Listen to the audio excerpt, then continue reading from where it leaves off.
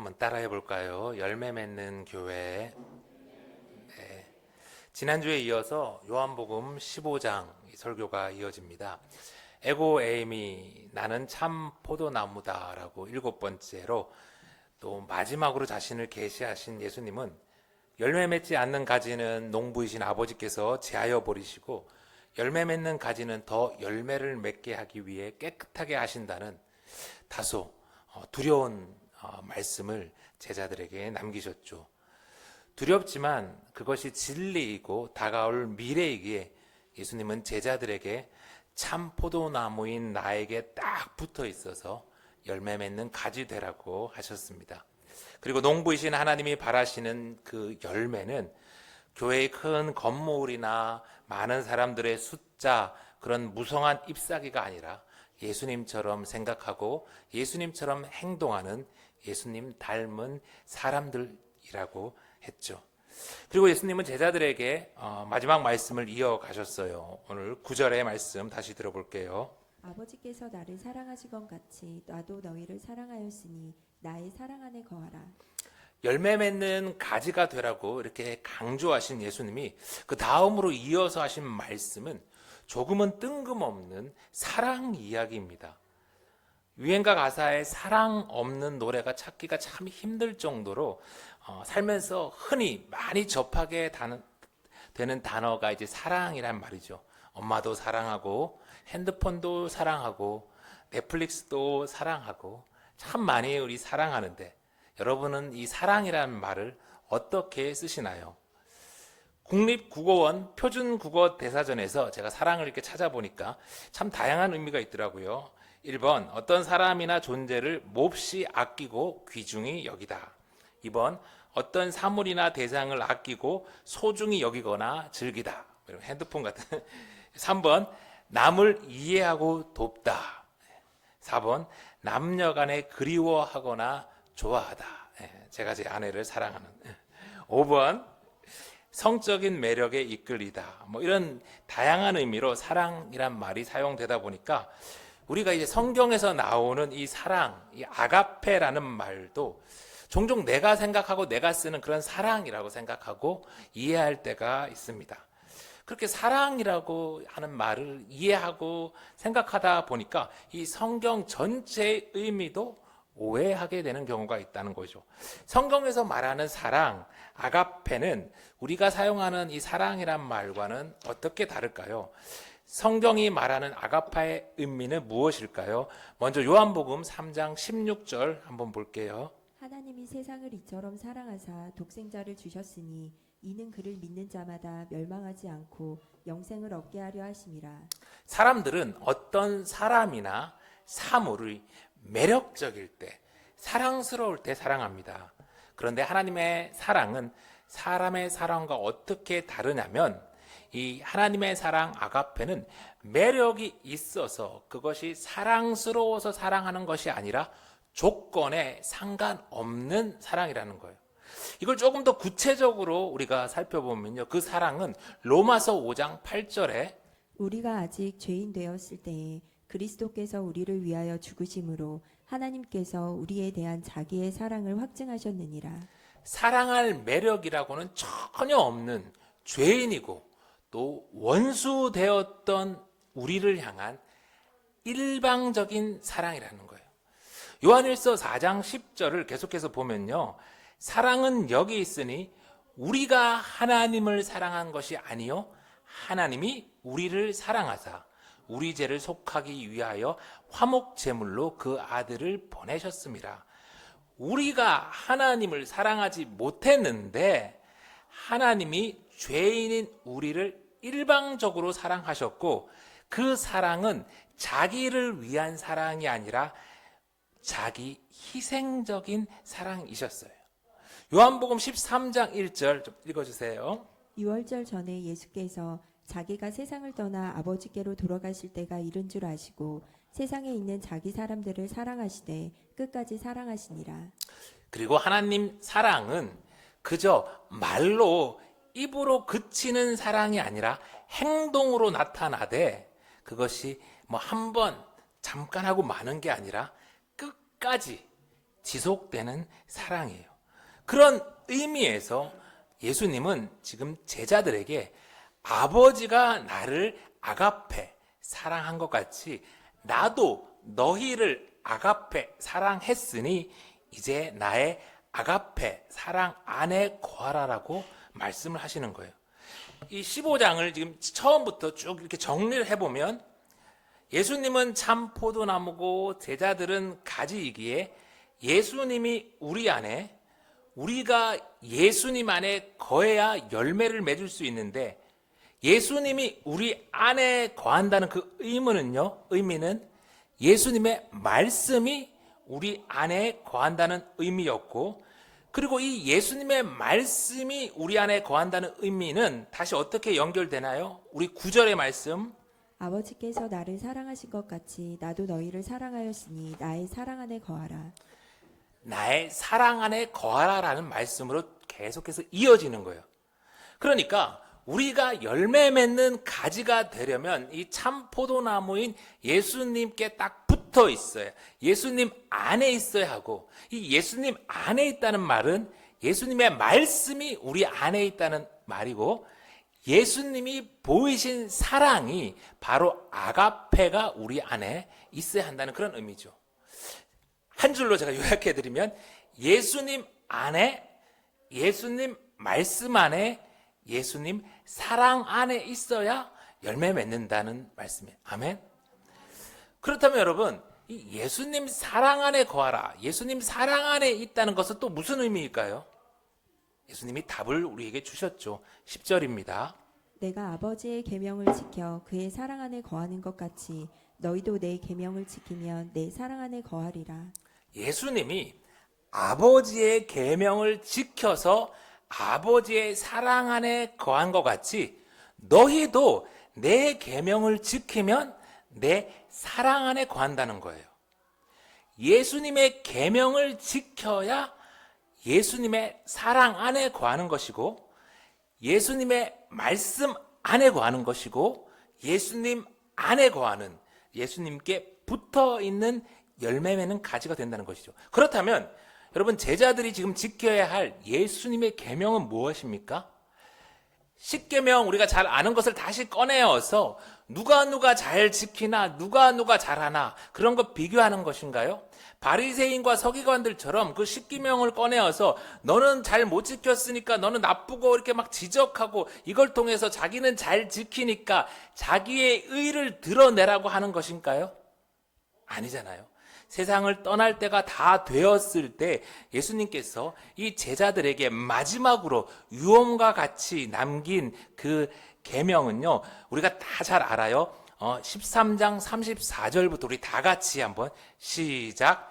새 계명을 너희에게 주노니 서로 사랑하라. 내가 너희를 사랑한 것 같이 너희도 서로 사랑하라. 너희가 서로 사랑하면 이로써 모든 사람이 내 제자인 줄 알리라. 예수님은 그 마지막 밤 마가의 다락방에서 요한복음 13장부터 지금 계속해서 이 새 계명인 너희가 서로 사랑하라는 말씀을 계속해서 하시는 거예요. 그리고 오늘 15장 12절에도 이 참 포도나무로 자신을 마지막으로 계시하시면서까지도 마지막으로 알려주시는 거예요. 새 계명이 무엇인지. 12절에 보니까 내 계명은 곧 내가 너희를 사랑한 것 같이 너희도 사랑하라 하는 이것이니라. 다시 한번 강조해서 가장 중요한 유언과 같은 그 말씀, 서로 사랑하라는 것을 계속해서 제자들에게 가르쳐 주시는 거예요.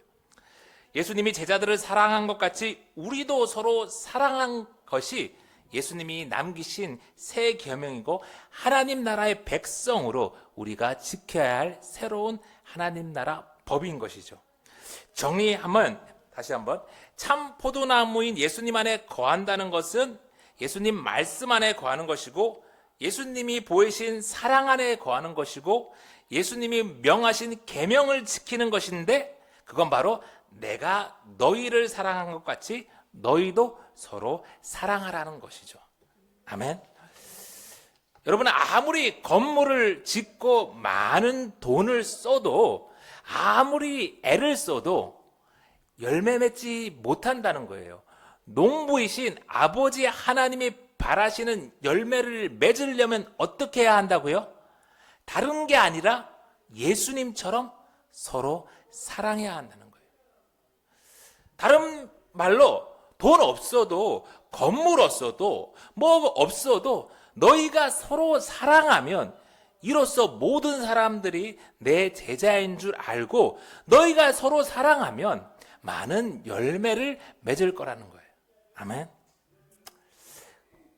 그러니 여러분, 아버지께서 예수님을 사랑한 것 같이 예수님이 제자들을 아가페 사랑한 것 같이 사랑스럽지 않은 옆에 있는 왼수 같은 배우자, 네, 우리 자녀들 뭐 이런 사람들 있잖아요. 어떻게 해요? 우리 한 번 더 사랑해야 돼요. 자, 옆에 배우자가 있는 분은 한번 얼굴을 좀 보고서 용기를 내어서 사랑합니다 해보세요. 이렇게 토닥토닥 해주시면서 못하면 집에 가서 꼭 하실 거. 자, 뒤에 우리 여기 혼자 오신 분들 많이 계신데 우리 형제는 형제를, 우리 자매님들은 자매님을 좀 이렇게 토닥토닥 안아주시면서 얼마나 힘드세요? 사랑합니다. 사랑합니다. 이렇게 해주세요. 이게 예수님 안에 구하는 거예요. 그리고 이제 세상을 향해 나가서 아가페, 예수님처럼 사랑하는 거예요. 그렇게 자기 희생적으로 사랑하면 우리에게 손해가 있을 것 같은데 유익하다고 하십니다. 11절. 내가 이것을 너희에게 이르면 내 기쁨이 너희 안에 있어 너희 기쁨을 충만하게 하려 함이라. 세상이 알 수도 없고 세상이 줄 수도 없는 하울링이 좀 나네요. 예수님의 기쁨이 우리 안에 있고 그 기쁨이 우리에게 충만해진대요. 여러분, 매력이 있는 일을 위해 사랑하는 게 아니고 내 손과 발이 고생하는 나의 희생적인 사랑을 행하는 건데 어떻게 우리 안에 기쁨이 있을 수 있을까요? 지난번에 제가 한번 언급한 적이 있는데 일산 예수 승리 교회에서 시작한 그 따뜻한 밥상이라는 곳을 다시 한번 다녀왔어요. 첫 번째 메뉴판 사진을 좀 보여주세요. 이 따뜻한 밥상이라는 식당은 김치찌개 단일 메뉴를 3,000원에 팔고 있어요.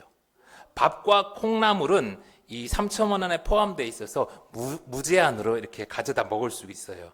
단 추가로 이렇게 사리를 좀 더 주문해 줘야 더 맛있고 식당 운영에도 도움이 된다고 그래서 제가 이제 목사님 말씀에 순종해서 사리를 왕창 시켜서 먹었어요.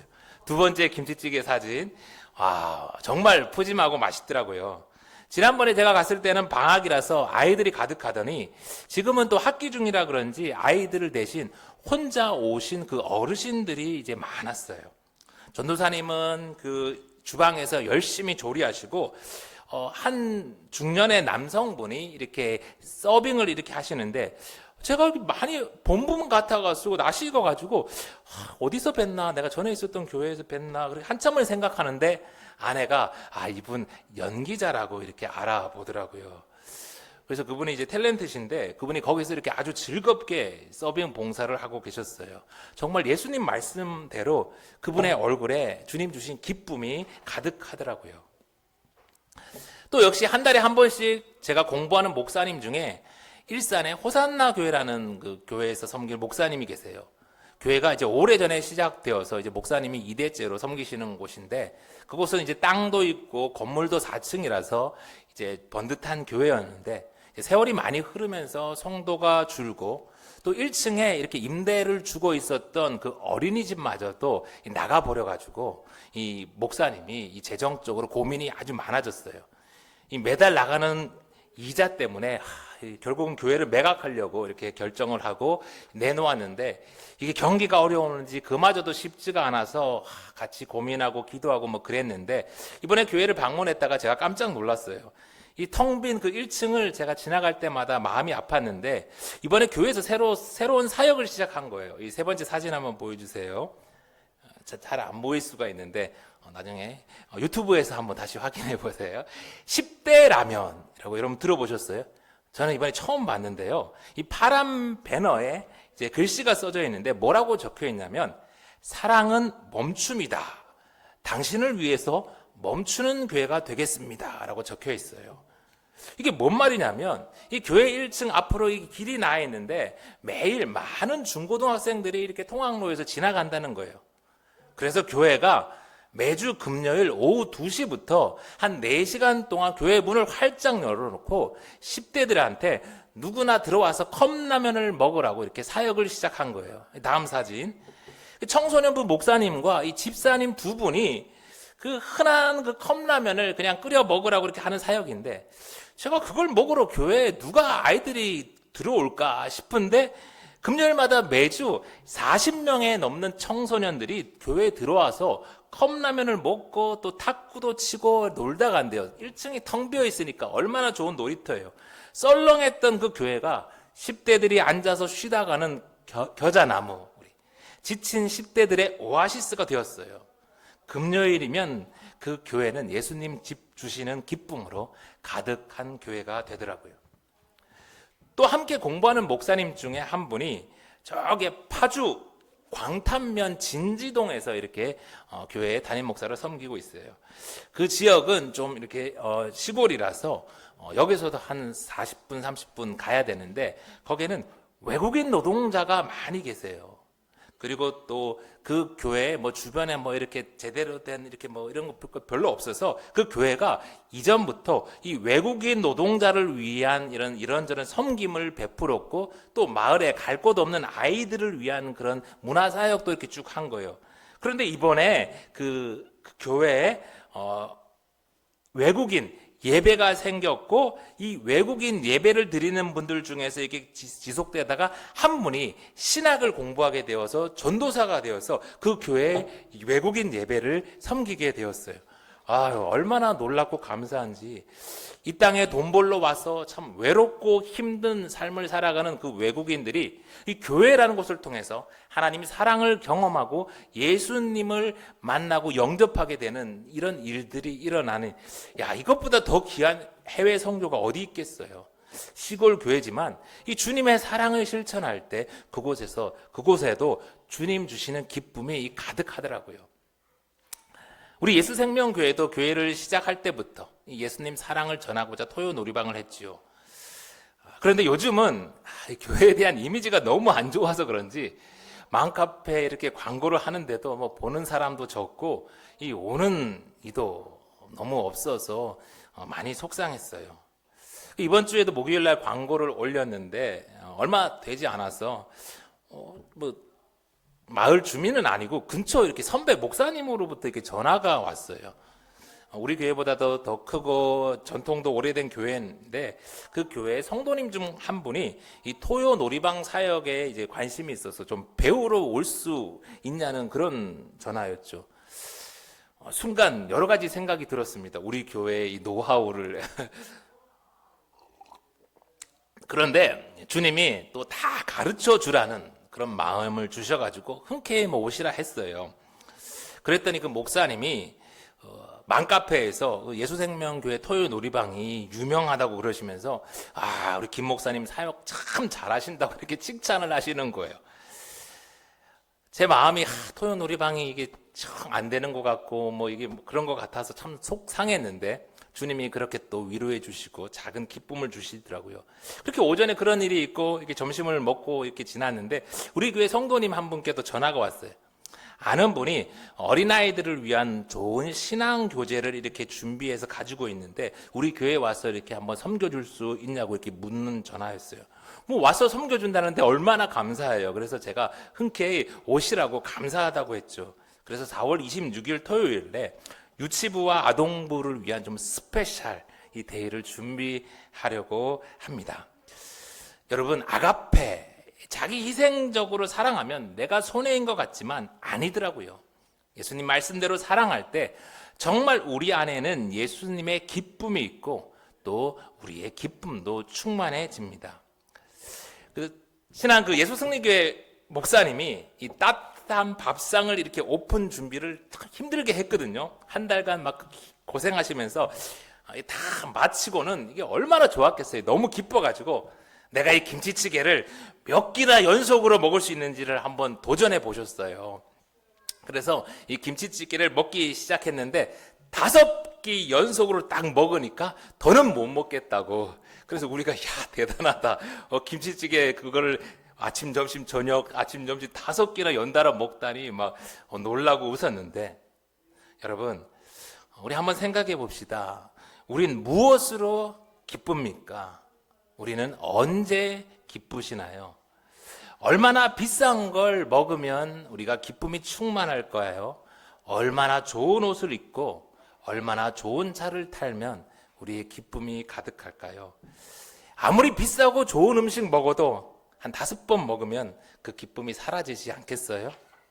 물론 맛있는 거 먹고 좋은 옷 입고 좋은 집에 살면 잠시 그 기쁨이 있겠죠. 그러나 그 기쁨은 예수님 주시는 기쁨, 예수님의 기쁨은 아닐 거예요. 그리고 그 기쁨은 오래가지 못할 겁니다. 거머리의 2딸과 같이 인간의 정욕은 끝이 없어서 계속해서 더 달라 우리를 보챌 것입니다.